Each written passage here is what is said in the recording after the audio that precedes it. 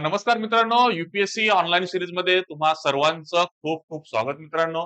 तर जी UPSC series आम्ही launch करतोय, जो हा प्लॅटफॉर्म आहे नांदेड येथील राठोड अकॅडमी इथून आम्ही लॉन्च करतो मित्रांनो.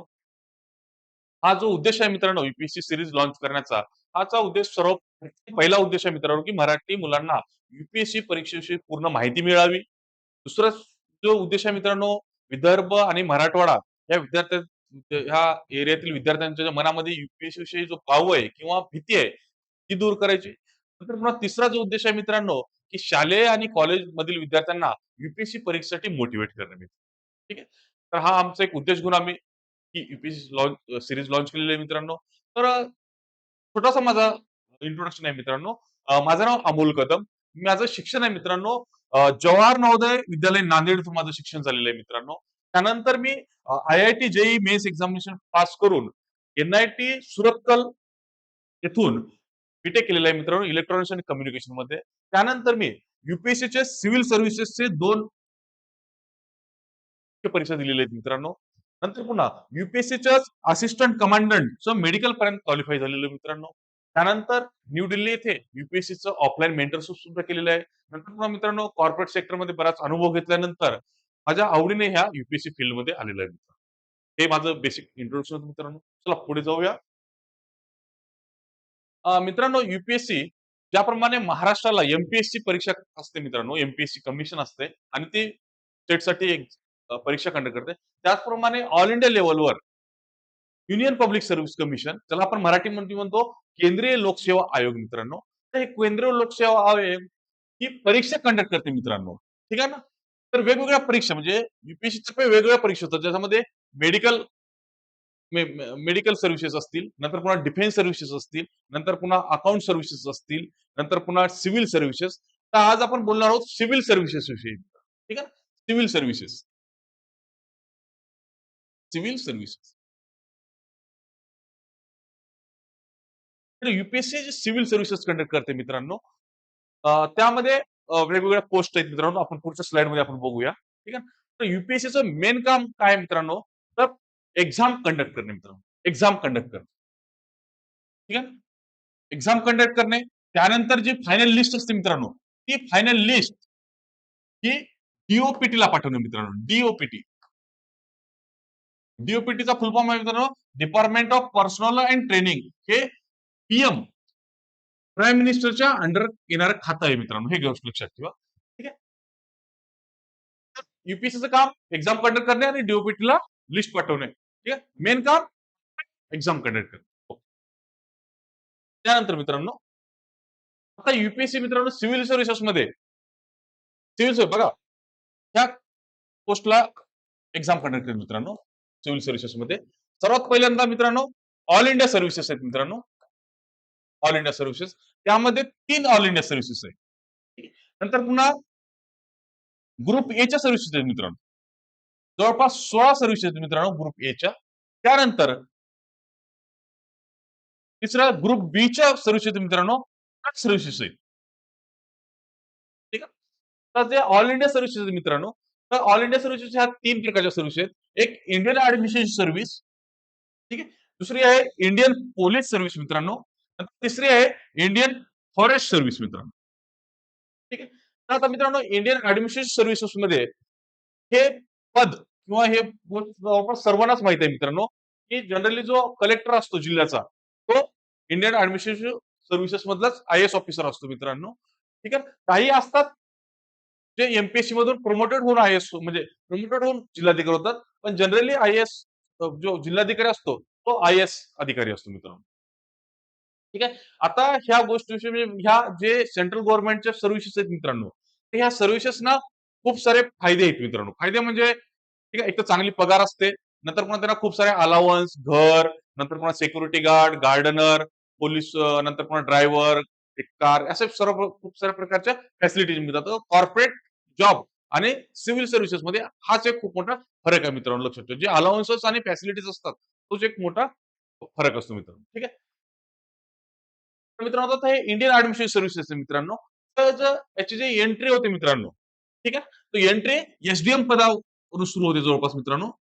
ठीक आहे. सब डिस्ट्रिक्ट मजिस्ट्रेट पासून आणि नंतर पुन्हा जवळपास 10 ते 12 वर्ष मित्रांनो फील्डवर जॉब करायचं असतं. फील्डवर मित्रांनो कलेक्टर म्हणून किंवा डिव्हिजनल कमिशनर वगैरे असं किंवा सीओ किंवा म्युनिसिपल कॉर्पोरेशनचं कमिशनर असं म्हणून फील्डवर काम करायचं असते. फील्डवर काम असतं. फील्ड 10 ते 12 वर्ष आणि नंतर पुन्हा पॉलिसी मेकिंगला मित्रांनो, policy making. Policy making H-Q. राज्यामध्ये एच-क्यू ज्याला म्हणतो मित्रांनो आपण एक मंत्रालय महाराष्ट्राचं आणि त्यामध्ये सेंट्रलचं एच-क्यू म्हणतो. सेंट्रल सेक्रेटरिएट किंवा अ, पंतप्रधान ऑफिस वगैरे त्याला हेडक्वार्टर म्हणतात. तिथं सेक्रेटरी पदावर मित्रांनो, सचिव पदावर तिथं तुम्हाला काम करण्याची संधी मिळते मित्रांनो, सचिव. पण पुन्हा आय-पी-एसचं मित्रांनो तसंच आहे. सुरुवातीला तुम्हाला अ, अ, डी-वाय-एस-पी नंतर पुन्हा एस-पी ठीक आहे. आणि नंतर पुन्हा मग सीनियर पोस्टवर नंतर पुन्हा जनरल वगैरे पदावर तुम्हाला प्रमोशन वगैरे मिळतं. तर इंडियन फॉरेस्ट सर्व्हिसेसचं मित्रांनो असंच आहे. सुरुवातीला छोट्या पदावर आणि नंतर पुन्हा मग मोठ्या पदावर मित्रांनो. हे त्याच्यामध्ये एक स्टार आहे मित्रांनो इंडियन फॉरेस्ट सर्व्हिसेसमध्ये एक तुम्हाला तिथं ज्या-ज्यावेळेस मी पुढे जाऊन स्टार करेल ना, तिथं खूप महत्त्वाची गोष्ट असेल, हे लक्षात घ्या मित्रांनो. तर जे इंडियन फॉरेस्ट सर्व्हिसेसची पूर्व परीक्षा आहे मित्रांनो, तर ही पूर्व परीक्षा ही त्या सिव्हिल परीक्षेसोबतच घेतली जाते. फक्त हिची मुख्य परीक्षा यू-पी-एस-सी वेगळी घेते मित्रांनो. ठीक आहे. हिची मुख्य परीक्षा यू वेगळी घेते. इंडियन फॉरेस्ट सर्व्हिसेसची मित्रांनो. एक गोष्ट लक्षात. ठीक आहे. आता मित्रांनो यांचं जे ट्रेनिंग असते मित्रांनो, ठीक आहे. त्या पोस्टचं. आता यू एक्झाम कंडक्ट करते, लिस्ट देते डी डिपार्टमेंट ऑफ पर्सनल ट्रेनिंगला. ठीक आहे. त्यानंतर डी सर्व काही डिसाईड करते मित्रांनो. ठीक आहे ना. म्हणजे अ, कोणती सर्व्हिस अलोकेशन करायचं, कॅडर कोणतं अलोकेशन करायचं, ह्या सर्व गोष्टी डी करते मित्रांनो. ठीक आहे ना. आता कॅडर म्हणजे मित्रांनो कॅडरचा अर्थ नेमका असा होतो, की राज्य कोणतं राज्य मिळणार? महाराष्ट्र, तामिळनाडू, आंध्र प्रदेश हे कोणतं राज्य मिळणार? त्या कॅडरचा अर्थ होतो मित्रांनो. ठीक आहे. आता त्यामध्ये मित्रांनो आय-ए-एस ची जे ट्रेनिंग आहे मित्रांनो, की लवासना, मसुरी येथे होती मित्रांनो. मसुरी, लवासना, लाल बहादूर शास्त्री अकॅडमी, मसुरी. नंतर पुन्हा जे आय-पी-एसची ट्रेनिंग असते मित्रांनो, ही सरदार वल्लभभाई पटेल अकॅडमी, हैदराबाद. हैदराबादला ट्रेनिंग होते. नंतर पुन्हा इंडियन फॉरेस्ट सर्व्हिसेसची ट्रेनिंग जे मित्र आहे नो, की इंदिरा गांधी इन्स्टिट्यूट डेहराडून, डेहराडून इथे ट्रेनिंग होते मित्र. ठीक आहे. तर हे आहे ऑल इंडिया सर्व्हिसेस. नेक्स्ट मित्रांनो. आता ग्रुप एच्या सर्व्हिसेस मित्रांनो 16 सर्व्हिसेस आहेत मित्रांनो ग्रुप एच्या. ठीक आहे. त्याच्यामध्ये सर्वात महत्वाची सर्व्हिस आहे मित्रांनो इंडियन फॉरेन सर्व्हिस. ठीक आहे मित्रांनो. तर ह्या सर्व्हिसविषयी महत्वाचं म्हणजे मित्रांनो, ही सर्व्हिस तुम्हाला बाहेर त्या देशामध्ये जाऊन सेवा करायची मित्रांनो. ठीक आहे. बाहेरच्या देशामध्ये आपले जे राजदूत असतात, अँबॅसेडर, ठीक आहे. उदाहरणार्थ तुम्हाला अमेरिकेला जायचंय. ठीक आहे. अमेरिकेमध्ये सेवा द्यायची. तर तुमच्यामध्ये तर अमेरिकेमध्ये तुमची सर्व्हिस असते किंवा इंग्लंडमध्ये. त्या पोस्टचं एक वैशिष्ट्य आहे, की तुम्ही ज्या देशामध्ये राहता मित्रांनो, त्या देशाच्या पगारानुसार तुम्हाला पगार मिळतो आणि त्या देशाच्या रिस्पेक्टिव्ह करन्सीमध्ये तुम्हाला सॅलरी मिळते. उदाहरणार्थ तुमच्या अमेरिकेमध्ये सर्व्हिस असेल, तर तुम्हाला अमेरिकेच्या डॉलरमध्ये पगार मिळणार. त्यानंतर तुमची सर्व्हिस इंग्लंड वगैरे असेल, इंग्लंड या ठिकाणी, तर तुमचे पॉइंटमध्ये तुमचे सॅलरी वगैरे होणार. ठीक आहे. आणि याच्या सर्व्हिसचं म्हणजे दुसरं एक अपॉर्च्युनिटी तुम्हाला पूर्ण जग फिरायला मिळते मित्रांनो. ठीक आहे. नेक्स्ट जी सर्व्हिस आहे मित्रांनो, ही इंडियन रेव्हेन्यू सर्व्हिसेस आहे मित्रांनो. तर याच्यामध्ये सुद्धा रेव्हेन्यूमध्ये सुद्धा 2 प्रकार आहेत मित्रांनो. एक कस्टम अँड इनडायरेक्ट टॅक्सेस, नंतर पुन्हा इन्कम टॅक्स मित्रांनो. ठीक आहे ना. आता याच्यामध्ये तुम्हाला सांगायचं मित्रांनो, की जे ईडी नाव ऐकलं असेल मित्रांनो तुम्ही ईडी. ठीक आहे ना. तर एन्फोर्समेंट डिरेक्टर असतोय, त्यांचा जो डिरेक्टर असतो, तो रेव्हेन्यू सर्व्हिसेस मधला असतो मित्रांनो. ठीक आहे ना. अधिकारी तो रेव्हेन्यू सर्व्हिसेस मधला. ठीक आहे. आता हे ईडीचं काय काम? जिथे-जिथे अधिकारी असतील म्हणजे ज्यांचे ब्लॅक मनी असेल, राजकारणी असेल, त्यांच्यावर जे धाडी टाकण्याचं काम करते ईडी. त्यांना कोणाला तुम्हाला इच्छा असेल की बा ईडीचा सर्वात मेन बॉस व्हायचंय, त्यांनी यू परीक्षा द्या आणि आय-आर-एस पोस्ट मिळवा मित्र. ठीक. चला नेक्स्ट. जे रेल्वे सर्व्हिस आहे मित्रांनो, रेल्वेमध्ये सुद्धा 3 प्रकारच्या सर्व्हिस आहेत. एक प्रोटेक्शन फोर्स आहे मित्रांनो, नंतर पुन्हा मॅनेजमेंट फोर्स आहे, नंतर पुन्हा पर्सनल फोर्स आहे मित्रांनो. ठीक. नंतर पुन्हा मित्रांनो ऑडिट अँड अकाउंट सर्व्हिस आहे मित्रांनो. नंतर पुन्हा सिव्हिल अकाउंट्स आहे. नंतर पुन्हा कॉर्पोरेट लॉ सर्व्हिस आहे. नंतर पुन्हा इंडियन इन्फॉर्मेशन सर्व्हिस आहे. नंतर पुन्हा इंडियन ऑर्डिनन्स फॅक्टरी सर्व्हिस आहे. आता इंडियन ऑर्डिनन्स जे नागपूरला असतील मित्रांनो, एक ऑर्डिनन्स फॅक्टरी नागपूरला सुद्धा आहे. नंतर पुन्हा एक वर्धेला सुद्धा आहे. खूप मोठा एरिया असतो मित्रांनो, 600-700 एकरचा एरिया असतो.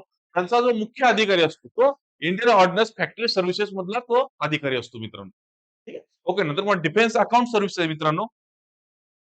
डिफेन्स इस्टेट सर्व्हिसेस आहे. नंतर पुन्हा पोस्टल सर्व्हिसेस आहे मित्रांनो. ठीक आहे. आपल्या जे गावाचे जे पोस्ट ऑफिस असतात, त्यांचा जो क्लास वन ऑफिसर असतो, हा इंडियन पोस्टल सर्व्हिसेस मधून आलेला असतो मित्रांनो. हे लक्षात घ्या. त्यानंतर Indian P accounts and finance services, नंतर पुन्हा इंडियन ट्रेड सर्व्हिसेस मित्रांनो. तर अशा 16 प्रकारच्या ए दर्जाच्या सर्व्हिसेस असतात मित्रांनो.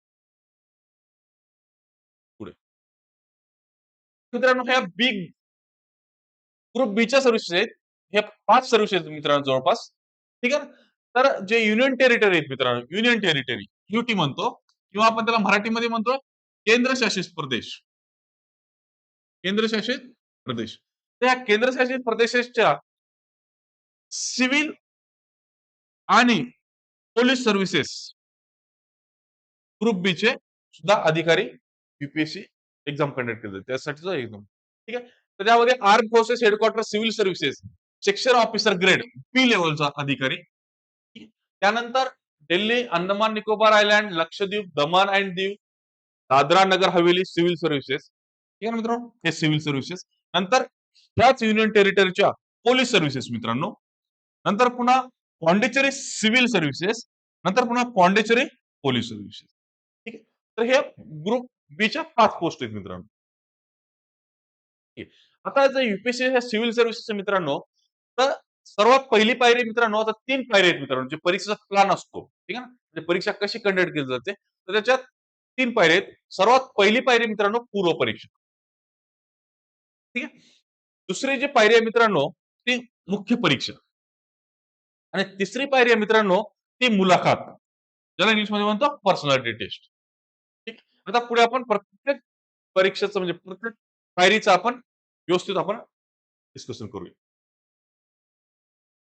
अ, पात्रता मित्रांनो, सर्वात पहिल्यांदा पात्रता एक मित्रांनो, तो भारताचा नागरिक असावा मित्र.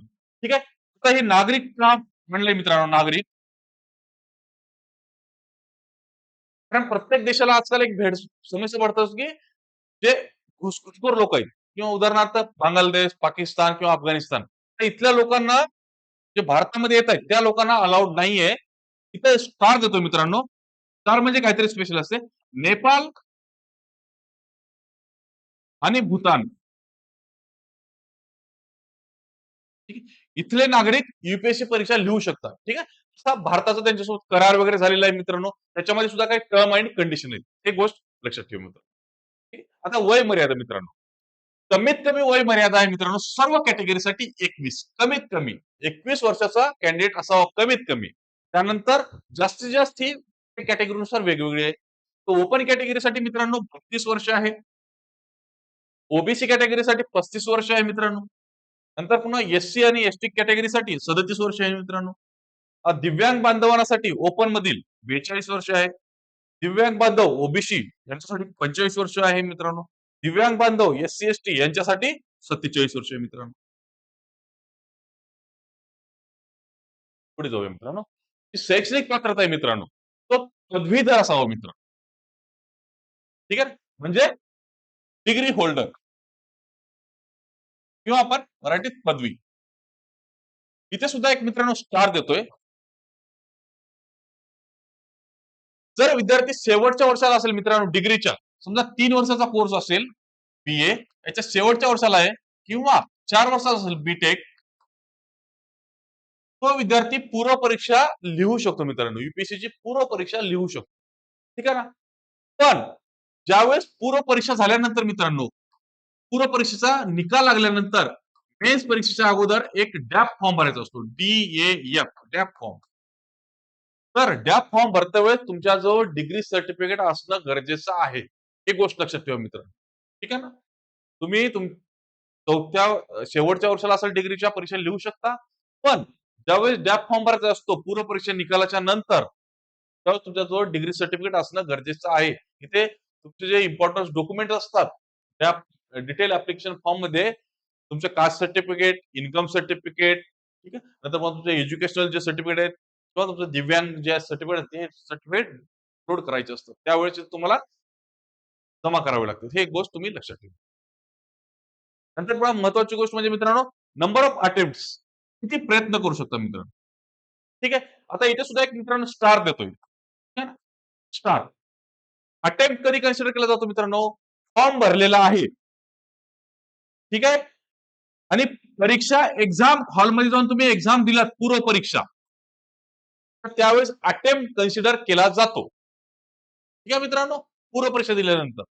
पण तुम्ही फॉर्म भरायला गेलात आणि पूर्व परीक्षेला गेला नाहीत, त्यावेळेस तुमचा अटेम्प्ट कन्सिडर केला जात नाही. ठीक आहे ना मित्रांनो? ही गोष्ट लक्षात ठेवा.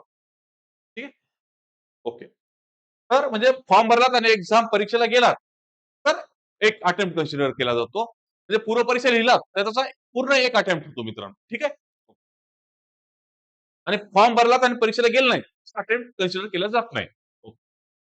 आता जे अटेम्प्ट आहेत मित्रांनो, ओपन आणि ईडब्ल्यूएस कॅटेगरीसाठी 6 अटेम्प्ट आहेत मित्रांनो. नंतर पुन्हा ओबीसी कॅटेगरीसाठी 9 अटेम्प्ट्स आहेत. नंतर पुन्हा एससी एसटी कॅटेगरीसाठी अमर्याद 37 वर्षापर्यंत आहेत. नंतर पुन्हा जे दिव्यांग बांधव आहेत मित्रांनो, ओबीसी, ईडब्ल्यूएस आणि ओपन साठी 9 अटेम्प्ट्स आहेत. आणि जे दिव्यांग बांधव एससी एसटी आहेत त्यांना 47 वर्षापर्यंत अमर्याद अटेम्प्ट आहेत. ठीक, ही गोष्ट लक्षात ठेवा. आता पूर्व परीक्षा मित्रांनो, ठीक आहे. पूर्व परीक्षा, पूर्व परीक्षेचं माध्यम मित्रांनो हिंदी आणि इंग्रजी. ठीक आहे. दोन माध्यम हिंदी, इंग्रजी. ठीक आहे. ह्या जो परीक्षा आहे मित्रांनो, ही परीक्षा एका दिवसाची परीक्षा असते.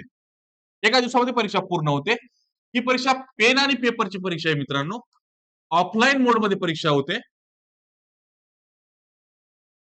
ठीक आहे. आणि ही परीक्षा ऑब्जेक्टिव्ह परीक्षा असते मित्रांनो, ऑब्जेक्टिव्ह. ठीक आहे. ज्याला मराठीमध्ये म्हणतो बहुपर्यायी. तुम्हाला 4 पर्याय असतात मित्रांनो. ए, बी, सी आणि डी. या 4 पैकी तुम्हाला योग्य पर्याय निवडायचा असतो मित्रांनो. ओके. आता ह्या परीक्षेमध्ये 2 पेपर असतात मित्रांनो. पहिला जो पेपर असतो जीएस पेपर 1 किंवा जनरल स्टडीज पेपर 1 असे म्हणतात. ठीक आहे. दुसरा जो पेपर असतो जीएस पेपर 2 किंवा याला सिव्हिल सर्व्हिसेस ऍप्टिट्यूड टेस्ट असे म्हणतात मित्रांनो. जीएस 1 मध्ये मित्रांनो 100 प्रश्न असतात. प्रत्येक प्रश्न 2 मार्कासाठी असे 200 मार्क असतात मित्रांनो. जीएस 2 सीसॅट 80 प्रश्न असतात. प्रत्येक प्रश्न 2.5 मार्कासाठी असे 200 मार्कासाठी असतो मित्रांनो. आता इथे स्टार काय महत्वाचं? महत्वाचं आहे मित्रांनो, हा जो सीसॅट आहे हा क्वालिफाईंग नेचरचा पेपर आहे मित्रांनो. क्वालिफाईंग पात्रता. तुम्ही जर सीसॅट पेपर पास झालात, पात्र झालात 33% घेऊन, तरच तुमचा पहिला पेपर जीएस पेपर चेक केला जातो. जर तुम्ही नापास झालात, तर तुमचा पहिला पेपर चेक केला जात नाही. तुम्ही युपीएससी परीक्षेमध्ये इथेच बाद होता आणि इथूनच तुम्ही बाहेर पडता परीक्षेमध्ये. ठीक आहे. तुम्हाला पास झालात तुम्ही, ठीक आहे ना, म्हणजे सीसॅट पेपर पास झालात तर तुमचा पहिला पेपर चेक केला जातो. ठीक आहे. आणि नापास झालात पहिला पेपर चेक केला जात नाही. ठीक आहे. ओके. दुसरी कंडिशन काय आहे की पहिला पेपर चेक केला आणि तुम्हाला चांगले मार्क्स मिळाले, तुम्ही मुख्य परीक्षेला जाऊ शकता. ठीक आहे.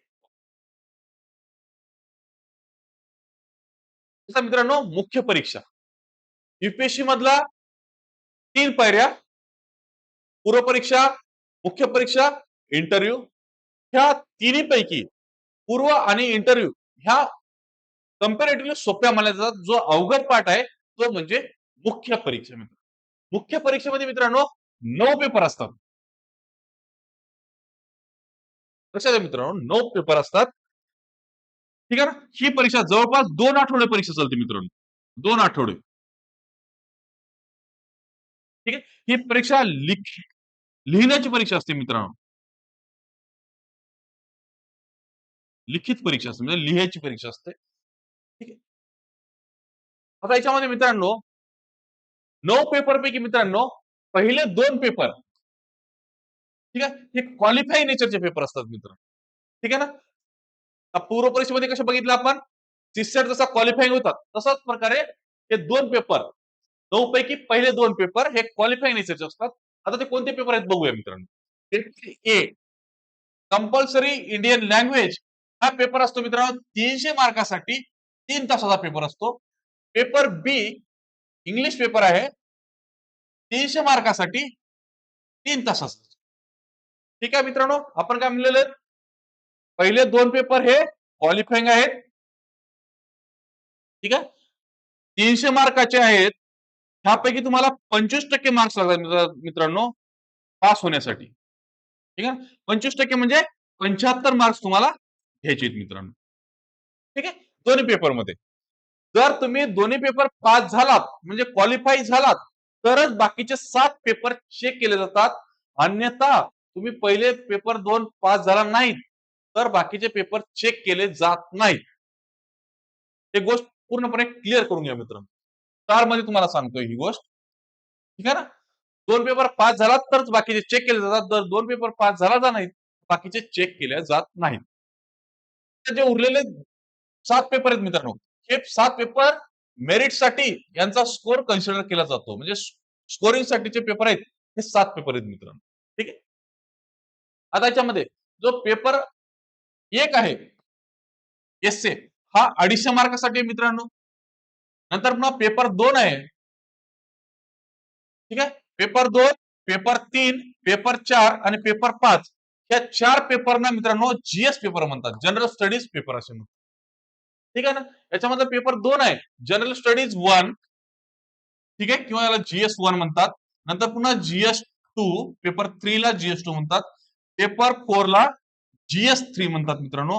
आणि पेपर 5 ला जीएस 4. ठीक आहे, आता पुढच्या जे लेक्चर आहेत मित्रांनो सिरीज मध्ये मी तुम्हाला पूर्णपणे घेणार आहे. म्हणजे याच्यामध्ये आपण बघणार आहोत की कशा प्रकारचा सिलेबस असतो. ठीक आहे ना, येणार कमिंग लेक्चर मध्ये त्यामध्ये आपण डिटेल सिलेबस. आज फक्त ढोबळ बनायला सांगायचंय की जीएस 1 मध्ये हिस्ट्री आणि जिओग्राफी असते, इतिहास किंवा भूगोल, इतिहास आणि भूगोल. नंतर पुन्हा जीएस 2 मध्ये पॉलिटी असतो. जीएस 3 मध्ये इकॉनॉमिक्स आणि अग्रिकल्चर रिलेटेड टॉपिक असतात मित्रांनो. आणि जीएस 4 म्हणजे इथिक्स इंटिग्रिटी ऍप्टिट्यूड हे विषय असतात.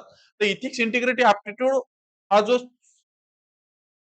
विषय आहे मित्रांनो, हा विषय फक्त याच्यासाठी केलेला असतो की अधिकाऱ्यांनी भ्रष्टाचार वगैरे करू नये. ठीक आहे ना, तर त्यासाठी अभ्यासासाठी हा इथिक्स विषय दिलेला असतो. ठीक आहे, ओके.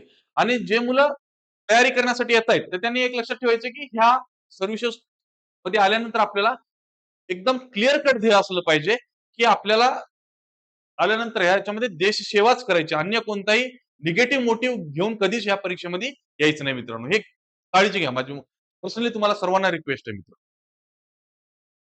नंतर पुन्हा मित्रांनो जो पेपर 6वा आणि पेपर 7वा, ठीक आहे, आता दोन पेपर, पेपर 6वा आणि पेपर 7वा हा मित्रांनो ऑप्शनल पेपर आहे.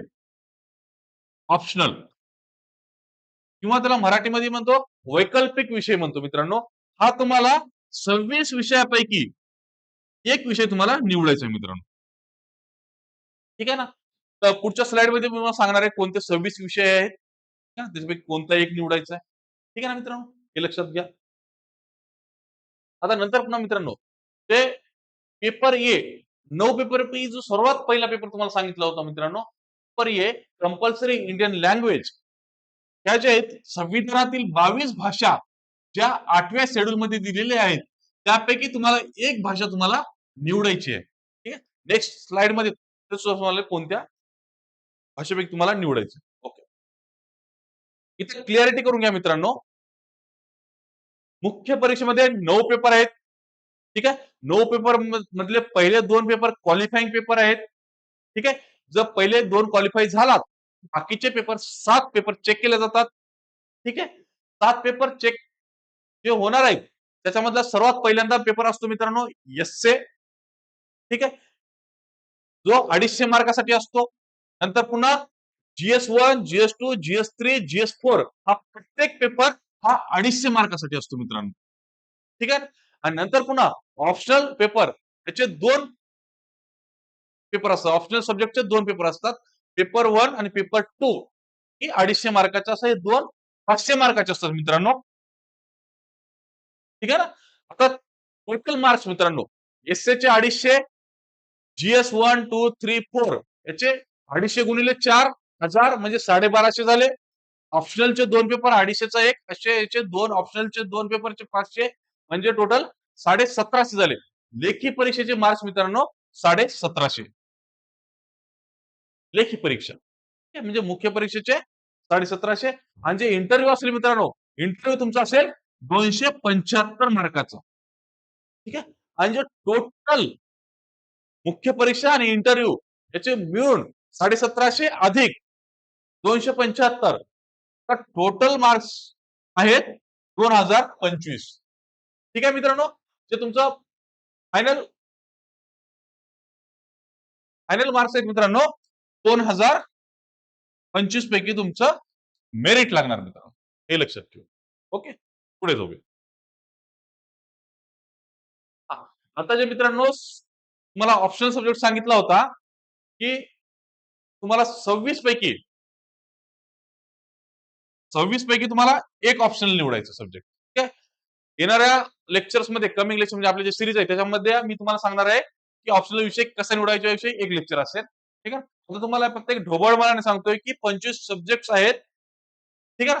ऑप्शनल टोटल विषय आहेत 26. त्यापैकी 25 कोर सब्जेक्ट आहेत आणि एक इंडियन लँग्वेज किंवा एक भाषा साहित्य तुम्हाला निवडायचंय. ठीक आहे ना? म्हणजे 26 पैकी तुम्ही एक म्हणजे टोटल 26 सब्जेक्ट पैकी तुम्ही एक विषय निवडू शकता मित्रांनो. ठीक आहे. आता याच्यामध्ये जे 25 कोर सब्जेक्ट आहे मित्रांनो, 25 कोर सब्जेक्ट मध्ये इंजिनिअरिंग बॅकग्राऊंडचे काय आहेत? ज्यामध्ये सिव्हिल इंजिनिअरिंग आहे, मेकॅनिकल इंजिनिअरिंग आहे, इलेक्ट्रिकल इंजिनिअरिंग आहे. नंतर पुन्हा काही ह्युमॅनिटीजचे आहेत. हिस्ट्री आहे, जिओग्राफी आहे, पॉलिटी आहे, इकॉनॉमिक्स आहे, अँथ्रोपॉलॉजी आहे. नंतर पुन्हा सायकोलॉजी आहे, फिलॉसॉफी आहे. नंतर पुन्हा काही मेडिकल किंवा बायो ग्रुप म्हणतो त्यामध्ये मेडिकल सायन्स आहे, बायोलॉजी आहे, झुलॉजी आहे, बॉटनी आहे. अशा आपण सब्जेक्ट निवडू शकतो. नंतर पुन्हा ऍग्रिकल्चर आहे, अॅनिमल हजबंड्री आणि वेटरनरी सायन्स असे 25 कोर विषय आहेत मित्रांनो. आणि एक जे विषय आहे भाषा साहित्य. ठीक आहे. म्हणजे संविधानातील 22 भाषा आणि एक इंग्लिश 23 पैकी तुम्ही एक भाषा साहित्य म्हणून असं एक ऑप्शनल विषय तुम्ही निवडू शकता. 26 पैकी एक. ठीक आहे. चला, ठीक आहे मित्र. आता 22 भाषेपैकी तुम्ही मित्रांनो ऑप्शनल विषय जो होता भाषा साहित्याचा 22 भाषा आणि एक इंग्लिश असं 23 पैकी एक तुम्ही भाषा साहित्य म्हणून निवडू शकता. ठीक आहे. ओके, ही क्लॅरिटी. इथे मराठी आहे तर तुम्ही मराठी ऑप्शनल भाषा साहित्य म्हणून निवडू शकता. आणि तुम्हाला मुख्य परीक्षेमध्ये जो मी पहिला पेपर सांगितला होता एक कंपल्सरी इंडियन लँग्वेज. ठीक आहे ना? तर ह्या 22 भाषेपैकी तुम्ही एक इंडियन लँग्वेज चूज करू शकता. ठीक आहे. मराठी मुलं मराठी घेऊ शकतात किंवा तुम्हाला हिंदी फ्लुएंट वर असेल तर तुम्ही हिंदी निवडू शकता. पुढे. तर आता मित्रांनो हा स्टार मुद्दा आहे. तर याच्यामध्ये जे मुख्य परीक्षेचे आहे भाषा निवड कशी करायची मित्रांनो. मुख्य परीक्षेचा आहे ना त्याचं लिहिण्याची 9 पेपर आपल्याला लिहायचे आहेत मुख्य परीक्षेचे. पहिले 2 पेपर तर क्वालिफाईंग नेचरचे आहेत. ठीक आहे. पहिले 2 पेपर क्वालिफाईंग नेचरचे आहेत आणि जे 7 आहेत 7 ला जे लिहिण्याची माध्यम आहे, भाषा माध्यम आहे, ते कोणते निवडायचं? तर 7 पैकी पहिले 5 पेपर 1 ते 5 एसए आणि जीएस चे 5 पेपर यांच्यासाठी तुम्ही इंग्लिश किंवा संविधानातील 22 भाषापैकी एक भाषा तुम्ही माध्यम म्हणून निवडू शकता. आणि जो ऑप्शनल विषय आहे ठीक आहे ना पेपर 6 आणि 7 साठी संविधानातील इंग्लिश मीडियम निवडू शकता, इंग्लिश मीडियम निवडू शकता किंवा संविधानातील जे 22 भाषा आहेत त्या 22 भाषेपैकी एक निवडू शकता मित्र. ठीक आहे. आता इथे एक आणखी स्टार मुद्दा तुम्हाला सांगतो स्टार. ठीक आहे. पूर्व परीक्षेचं जे माध्यम होतं मित्रांनो इंग्लिश आणि हिंदी माध्यम होतं. मुख्य परीक्षेचं माध्यम मित्रांनो लिहिण्याचं तुम्ही कोणतीही भाषा निवडू शकता संविधानातील भाषा किंवा इंग्लिश हिंदी. ठीक आहे. समजा तुम्ही मराठी निवडत असाल पण तुमचा जो क्वेश्चन पेपर आहे, पेपर 1 ते पेपर 7 पर्यंतचा क्वेश्चन पेपर, 1 ते 7 पर्यंतचा क्वेश्चन पेपर हा फक्त इंग्लिशमध्ये असतो किंवा इंग्लिश आणि हिंदीमध्ये असतो. ठीक आहे ना, लक्षात ठेवा मित्रांनो. क्वेश्चन पेपर 1 ते 7 पेपरचा क्वेश्चन पेपर हा इंग्लिश आणि हिंदीमध्ये असतो. तुमचं तुम्ही मनामध्ये त्याचा अर्थ समजून घ्यायचा क्वेश्चनचा आणि उत्तर तुम्ही निवडलेल्या माध्यम जे भाषा माध्यम आहे त्या माध्यमामध्ये तुम्हाला निवडायचे.